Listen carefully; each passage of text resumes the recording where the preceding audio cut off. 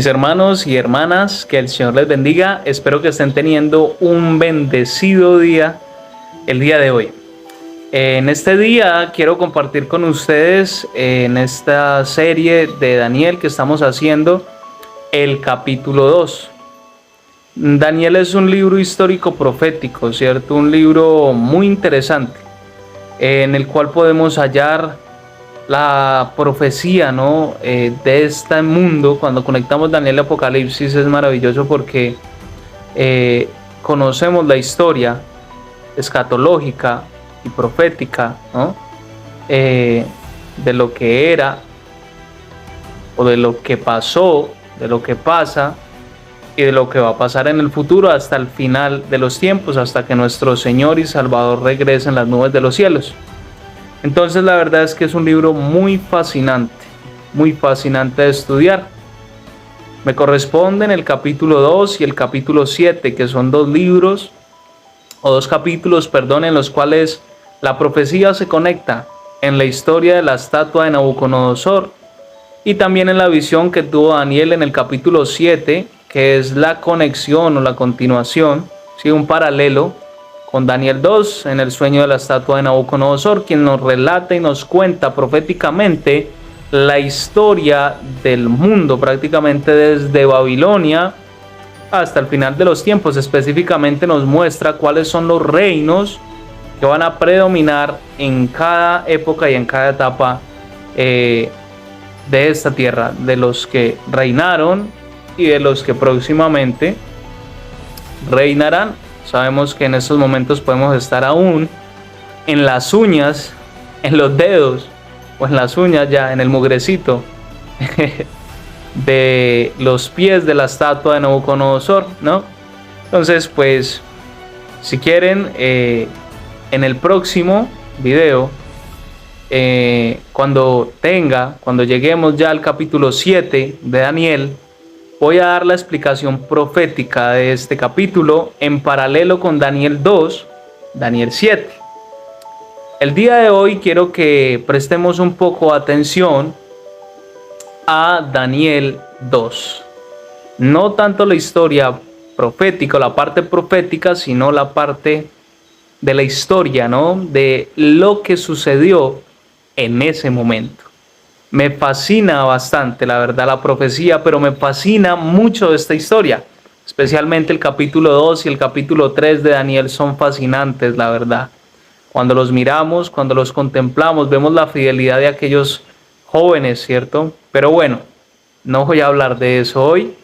Vamos a hablar específicamente de Nabucodonosor y su sueño.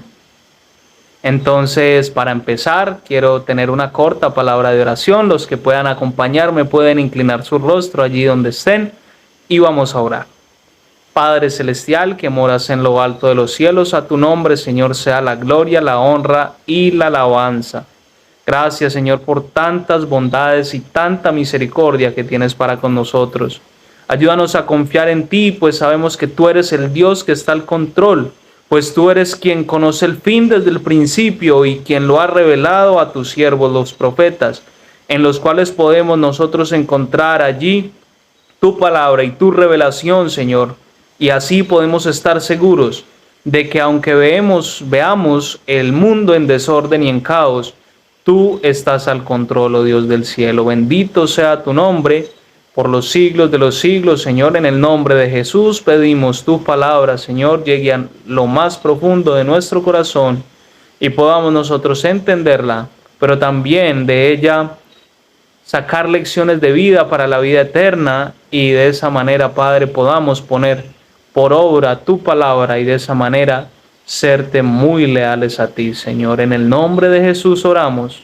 Amén. Amén. Muy bien. Vamos a empezar. El capítulo 2 de Daniel empieza en el segundo año del reinado de Nabucodonosor. Resulta que Nabucodonosor era un poco orgulloso, vanidoso, presuntuoso, se podría decir. Porque resulta que nada más, con 2 años de estar reinando Nabucodonosor en Babilonia, Nabucodonosor se acuesta un día, ¿cierto? Y lo encontramos allí en los primeros versículos. Nabucodonosor se acuesta un día pensando en qué será de su reinado en el futuro. ¿Cómo será, cierto? Y se acuesta ambicionando, me imagino yo, maquinando todas las aspiraciones y todos los deseos y todo lo que él quería, cómo iba a obtener conquistas y cómo iba a dominar el mundo entero, ¿cierto? Y se acostó él con esa intriga en su corazón, ¿no? Y Dios, que conoce los corazones, Dios que conoce los pensamientos, sabía que era lo que Nabucodonosor estaba soñando, ¿no? Pensando. Y entonces el Señor dice, bueno, le vamos a dar un sueño a Nabucodonosor para que vea cuál va a ser el futuro, ¿no? El Señor concedió el deseo de su corazón, porque el deseo de su corazón en ese momento era saber qué era lo que iba a pasar con su reinado en el futuro, ¿cierto? Dice lo siguiente en el versículo 3. El rey les dijo, Nabucodonosor, ¿cierto? Se me olvidó esta parte. Después de haber tenido este sueño, se le olvidó. Su corazón queda turbado y ansioso con las ganas de nuevamente obtener el sueño, pero no solamente obtener el sueño, sino también su significado. Su corazón estaba turbado y entonces Nabucodonosor llama a sabios, astrólogos, científicos, hechiceros. Hoy en día podríamos decir médiums, espiritistas, brujos, brujas, ¿no? Dice el verso 3, el rey les dijo, tuve un sueño y mi espíritu se ha turbado por saber el sueño. Entonces los caldeos dijeron al rey en lengua aramea, rey, para siempre vive, di el sueño a tu siervo y te daremos la interpretación. Resulta que aquí podemos ver algo. Yo cuando analizo el capítulo 2 de Daniel, yo no miro, me gusta mucho la parte profética, ¿cierto? Pero cuando leo la parte histórica, la historia de lo que pasó en aquel entonces, me gusta detenerme un poco a analizar estos puntos. Porque cuando miramos esta parte, resulta que sabemos que actualmente, el mundo se ha montado en el tren del espiritismo. Y el maquinista, quien dirige el tren es Satanás. Y quienes están como pasajeros dentro del tren son casi todos los habitantes de esta tierra. En el tiempo en el que Elena G. White tuvo esta visión, esto del espiritismo era una locura, pues las brujas las cogían y las quemaban, las odiaban, ¿no? Pero actualmente no es una locura. Actualmente sabemos que el espiritismo se ha vuelto famoso, que las médiums espiritistas son abundantemente consultadas, es algo legal, que la gente le gusta, que la gente lo busca, que la gente lo apoya y que mucha gente acude a estas personas en busca de conocer algo de su futuro, en busca de conocer algo de su suerte, ¿no? Igual que los astros, igual que las cartas y todas estas situaciones, ¿no? En ese tiempo en Babilonia era lo mismo. Todos estaban subidos en el tren del espiritismo también. Pero hay algo que me gusta recalcar acá. Los caldeos, los astrólogos, los artílegos, toda esta gente hechicera y bruja, se puede decir, no sabían lo que había pasado en la mente de Nabucodonosor esa noche. Inclusive Satanás, yo creo que estaba confundido. Él diría, ¿qué pasó aquí? Y ahora este loco que soñó, ¿no? No lo sabían realmente. Estaban totalmente atónitos. Los cogió de sorpresa. Porque ¿quién fue el que puso el sueño en la mente de Nabucodonosor esa noche? Fue Dios. No fue ningún hombre. ¿Y quién es el único que conoce los pensamientos y quien conoce el corazón? Sino Dios. Nadie más. Ni los ángeles, ni los demonios, ni los espíritus, ni los brujos, ni las medium pueden conocer los pensamientos y las cosas que pasan por nuestros corazones, sino solamente Dios. Esta parte me llama bastante la atención.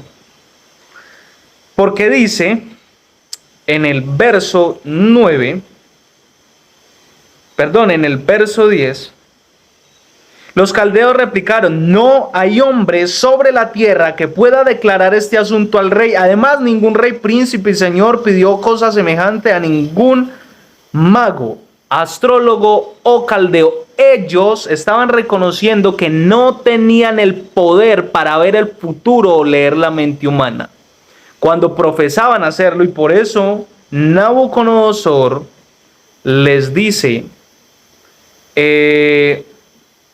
¿dónde es? Aquí en el verso 8, antesito en el verso 8, el rey le respondió: veo que estáis procurando ganar tiempo, pero mi decisión es firme. Si no me contáis el sueño, una sola sentencia hay para vosotros. Ciertamente prepararéis una respuesta mentirosa y perversa, esperando a que la situación cambie. Interesante, la verdad. A mí me parece interesante esta parte porque los caldeos no pudieron adivinar el sueño. Y aún así, Nabucodonosor sabían que estos hombres eran una farsa. Sabían que ellos eran una farsa porque Nabucodonosor les dice: ciertamente estáis ganando tiempo para preparar una respuesta mentirosa. Aquí nos damos cuenta que el espiritismo es un engaño, que Satanás puede tratar de, ¿cómo se dice?, intuir un futuro, y puede hacer que las cosas pasen exactamente a como el brujo, la medium pueda decirte que te van a pasar, pero no están al control, no saben lo que hay en tu corazón y ciertamente te engañarán con mentira a fin de que creas en el error. Eso me llama mucho la atención de esta parte de Daniel, capítulo 2. Pero hay algo interesante, ¿no? Se da un edicto de muerte, Nabucodonosor da un edicto de muerte en el cual todos los sabios, caldeos, astrólogos, hechiceros debían morir, los magos, todos debían morir. Porque ellos reconocieron que no había un solo hombre en la tierra que pudiera reconocer, que pudiera conocer y darle el sueño a Nabucodonosor. No había ni uno solo, porque uno solo había sido quien le había dado el sueño a Nabucodonosor, y ese era Dios. Por eso a mí me gusta ver esta parte histórica, porque actualmente es lo mismo. El mundo está montado en el tren del espiritismo, queriendo saber su futuro, queriendo que les lean las manos, queriendo que les lean las cartas, queriendo que le lean su futuro a través del tabaco, a través de una tacita de café. El mundo consulta constantemente los medios espiritistas para conocer qué es lo que pasó con su familiar querido que murió y saber qué es lo que está sintiendo o lo que está pasando en ese mundo de los espíritus en el que ellos creen que están, pero es una farsa. Todo es una mentira. Aquí se nos muestra que ellos no conocen esas cosas, que no pueden leer los corazones. Y si no son capaces de leer un corazón humano, ¿qué será de un corazón de un muerto? Aún más, no pueden comunicarse con los muertos. Sabemos que eso es un engaño, ¿no? Pero no vine a hablar del espiritismo. Pero me gusta mirar un poco y analizar un poco esta parte cuando estudio Daniel 2, ¿no? Porque los espíritus, los astros, los mediums, no conocen el futuro ni tu corazón, simplemente deducen, intuyen, y conforme a eso, pues te dan el futuro y lo que te va a pasar en el día y los colores que debes ponerte y bueno, ese tipo de cosas, ¿no? Esas locuras. Pero realmente cuando leemos Daniel 2 podemos darnos cuenta que tenemos un Dios que está al control, porque más adelante se nos dice que Dios es quien quita y quien pone reyes. Quita y pone reyes. Y si vamos a Apocalipsis 17, es que se los voy a leer rápidamente. Y si vamos a Apocalipsis 17, dice: Dios ha puesto en sus corazones ejecutar lo que quiso, es a saber ponerse de acuerdo y dar a la bestia el poder de reinar hasta que se cumplan las palabras de Dios. Voy un poco apresurado por el tiempo, ¿no? Porque esto es algo corto, un resumen. Pero esta parte me llama mucho la atención y me fascina porque es Dios quien mueve los corazones de las personas quien ha movido y quien está moviendo los corazones de los reyes y de los poderes que gobiernan este mundo para que sirvan a la bestia cuando llegue el momento en el cual su herida de muerte sane por completo. Entonces nos damos cuenta que es Dios quien está al control, aunque veamos el mundo hecho un caos con esta cuestión del cambio climático, aunque veamos el mundo hecho un caos con esto de que la herida de muerte del Papa ya está sanando, aunque veamos vuelto un caos todo, vemos los líderes del mundo queriendo acabar con el mundo a través del COVID-19, quieren exterminar y reducir la población, quieren cambiar el clima, pero no a favor, aunque es lo que dicen, pero no es a favor. Quieren montar una ley dominical a través de estas cuestiones del clima, quieren acabarnos cada día más. Aunque veamos todas estas situaciones tenaces y terroríficas, ¿no?, para nosotros, podemos tener la plena seguridad de que tenemos a un Dios que está al control y de que lo que está pasando Dios lo está permitiendo, y aún es el quien ha puesto en los corazones de los reyes servir a la bestia. Pero también es quien pondrá en los corazones de estos reyes, cuando llegue el momento, acabar con la bestia, comérsela, despedazársela, prenderle fuego a su casa, como dice allí Apocalipsis 17, y va a quedar como la ramera Jezabel, sus carnes devoradas por las bestias del campo. Esta parte me fascina mucho, la verdad, porque puedo tener la plena seguridad de que aunque todo alrededor esté envuelto en caos, tenemos un Dios que está al control de todo. Dios es quien quita y quien pone reyes. Bueno, se me va el tiempo, la verdad. Esto es muy fascinante estudiar la palabra, ¿no? Dios le da el sueño a Daniel, pero antes Daniel va y dice a Nabucodonosor, entra un poco osado allí al palacio, ¿no? Y le dice a Nabucodonosor que le dé un poco de tiempo porque él es quien va a revelar su sueño, se lo asegura. Pero cuando va a su casa con sus amigos, lo que hace es hablar con sus amigos, implorar de rodillas misericordia al Creador, a quien era el que había dado el sueño a Nabucodonosor. ¿Quién era el único que podía revelarles el sueño y la interpretación a estos jóvenes, o a Daniel? ¿Quién era? Sino aquel quien lo había dado. Y ese no era más ni menos que Jehová de los ejércitos.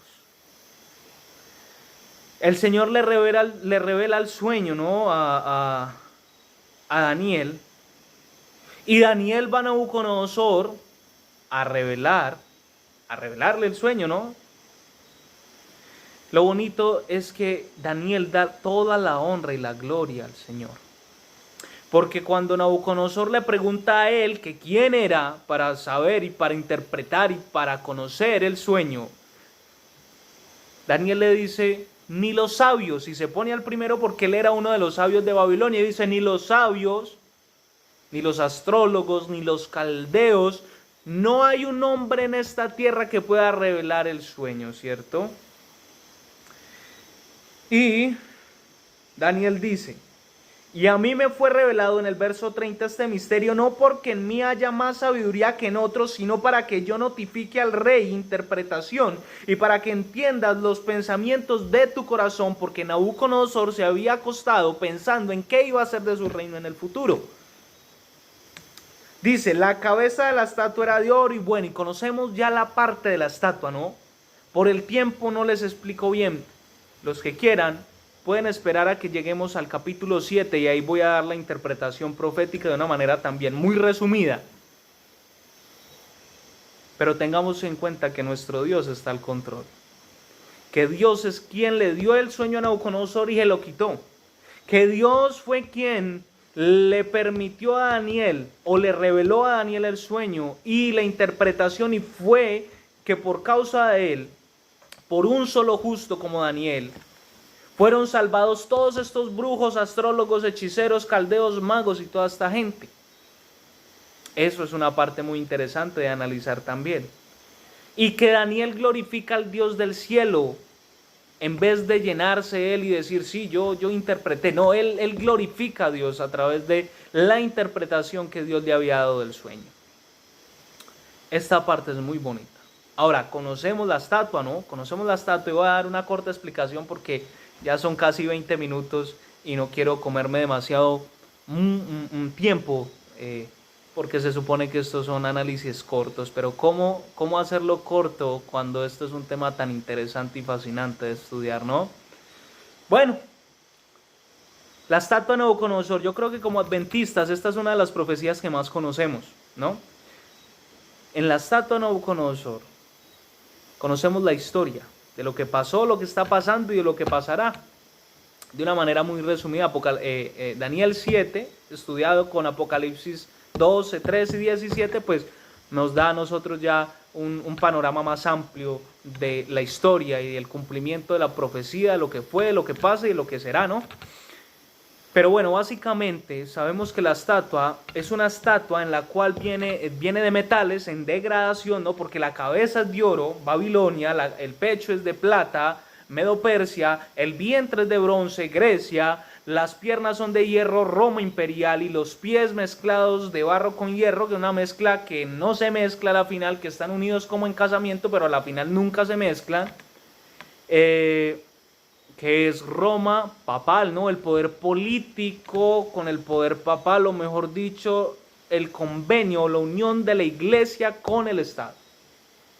Quien causa una mezcla y una unión que a la final nunca podrá unirse, porque ¿cuándo se va a mezclar el hierro con el barro, no?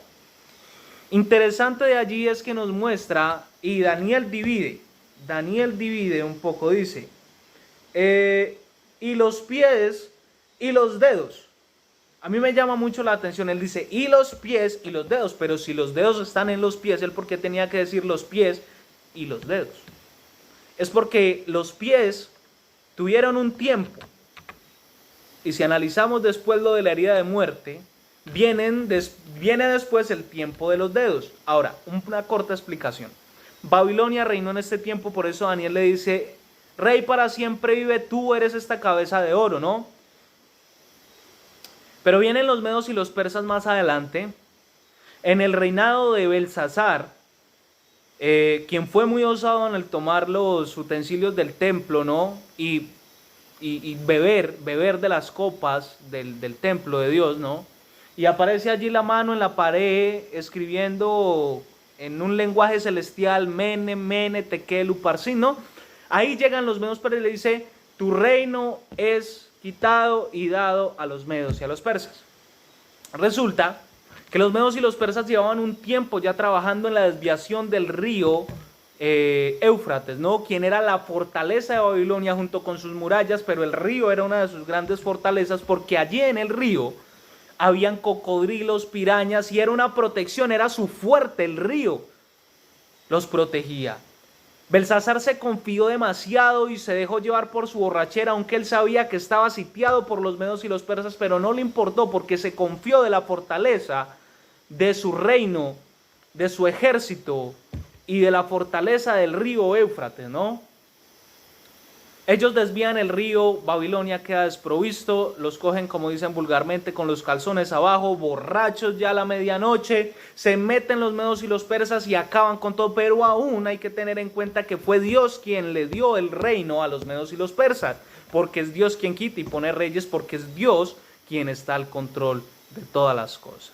Más adelante, envueltos un poco en la historia, ¿no? Vemos a Grecia, ¿no? Los medos y los persas crecieron en ejército, crecieron en armamento, crecieron en todo. Y un día con un ejército de más de 200,000